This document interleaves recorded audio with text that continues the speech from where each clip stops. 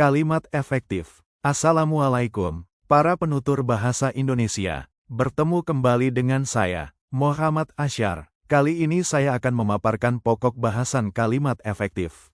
Selamat menyimak. Definisi kalimat efektif. Kalimat efektif adalah kalimat yang dapat mengungkapkan gagasan sesuai dengan yang diharapkan oleh si penulis atau si pembicara. Artinya, kalimat yang dipilih penulis atau pembicara harus dapat digunakan untuk mengungkapkan gagasan, maksud, atau informasi kepada orang lain secara lugas sehingga gagasan itu dipahami secara sama oleh pembaca atau pendengar. Dengan demikian, kalimat efektif harus mampu menciptakan kesepahaman antara penulis dan pembaca atau antara pembicara dan pendengar.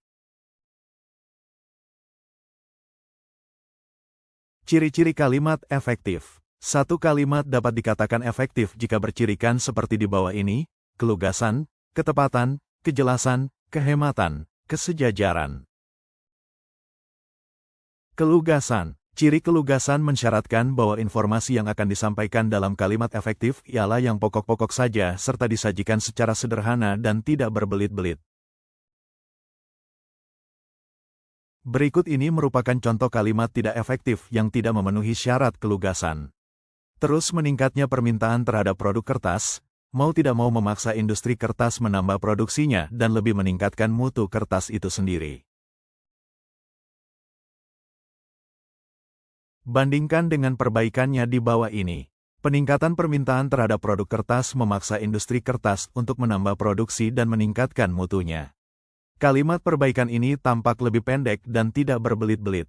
Hal itu terjadi karena perubahan struktur kalimat dan penghilangan frase yang tidak perlu, yakni kelompok kata mau tidak mau.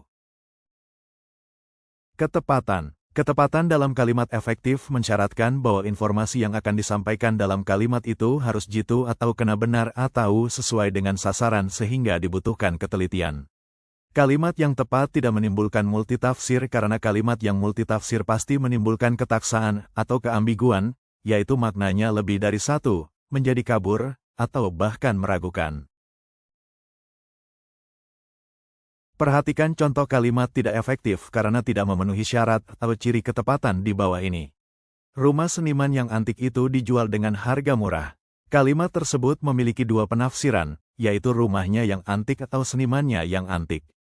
Setelah ini dipaparkan perbaikannya berdasarkan kedua penafsiran pesan kalimat tersebut.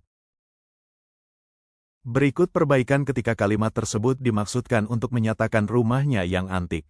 Rumah antik milik seniman itu dijual dengan harga murah.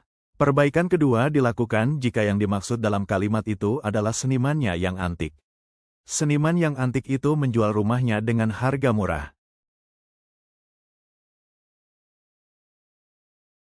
Kejelasan. Kejelasan dalam kalimat efektif mensyaratkan bahwa kalimat itu harus jelas strukturnya dan lengkap unsur-unsurnya. Unsur yang dimaksud adalah fungsi sintaksis, seperti subjek, predikat, objek atau pelengkap, dan keterangan. Kalimat yang jelas strukturnya memudahkan orang memahami makna yang terkandung di dalamnya. Sebaliknya, ketidakjelasan struktur bisa jadi menimbulkan kebingungan orang untuk memahami makna yang terkandung di dalamnya. Berikut ini dipaparkan contoh kalimat tidak efektif karena tidak memenuhi ciri atau syarat kejelasan. Berdasarkan analisis kapasitas produksi yang telah dilakukan, dapat diketahui bahwa dalam menjalankan promosi memiliki pengaruh terhadap penjualan. Jika dilihat sepintas, contoh di atas seolah-olah tidak bermasalah karena informasinya sudah jelas, terutama dilihat dari ragam bahasa lisan. Namun demikian, dalam ragam bahasa tulis ketiga kalimat di atas belum menunjukkan kejelasan unsur-unsurnya.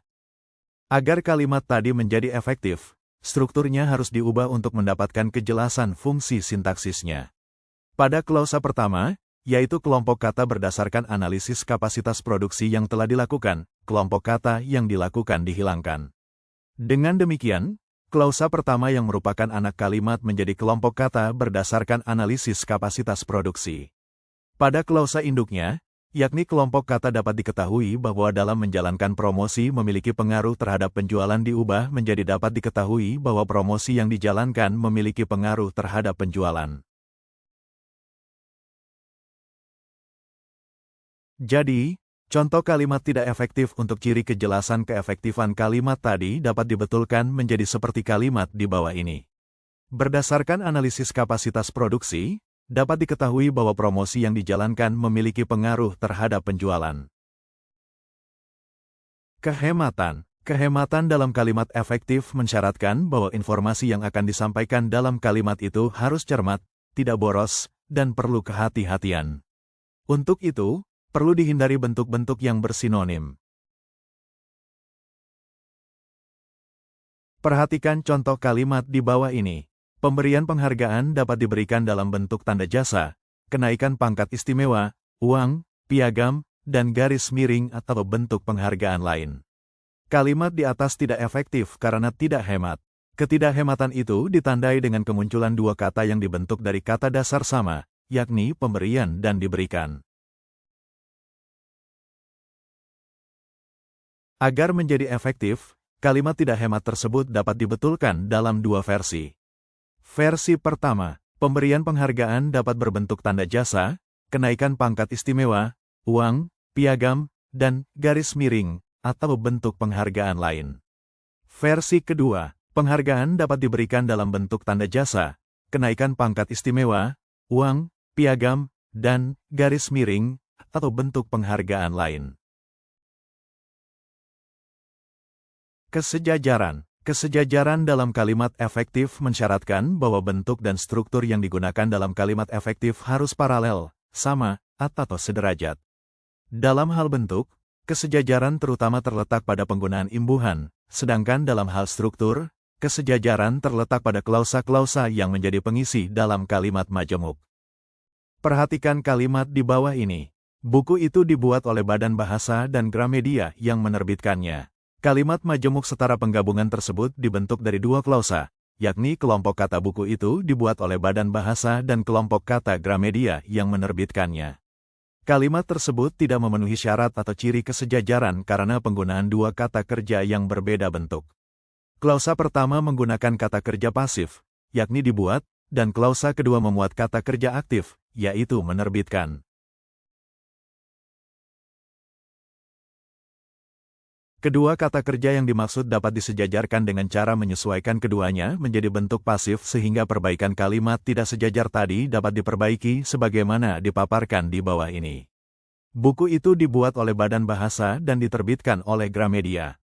Perbaikan kedua bisa dilakukan dengan cara mensejajarkan kedua kata kerja menjadi berimbuhan, seperti dalam kalimat di bawah ini.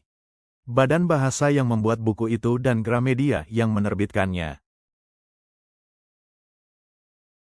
Contoh ketidaksejajaran yang berwujud kalimat majemuk lebih panjang dan sekaligus perbaikannya dapat dilihat di bawah ini.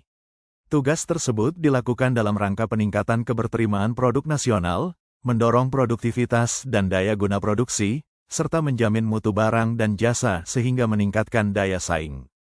Berikut ini hasil perbaikannya. Tugas tersebut dilakukan dalam rangka meningkatkan keberterimaan produk nasional, mendorong produktivitas dan daya guna produksi, serta menjamin mutu barang dan jasa sehingga meningkatkan daya saing.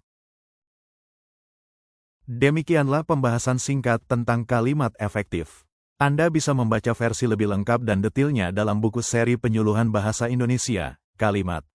Link Google Drive berisi file PDF buku tersebut dapat dilihat pada kolom deskripsi video ini. Terima kasih sudah menyimak video ini sampai bertemu pada pokok bahasan selanjutnya.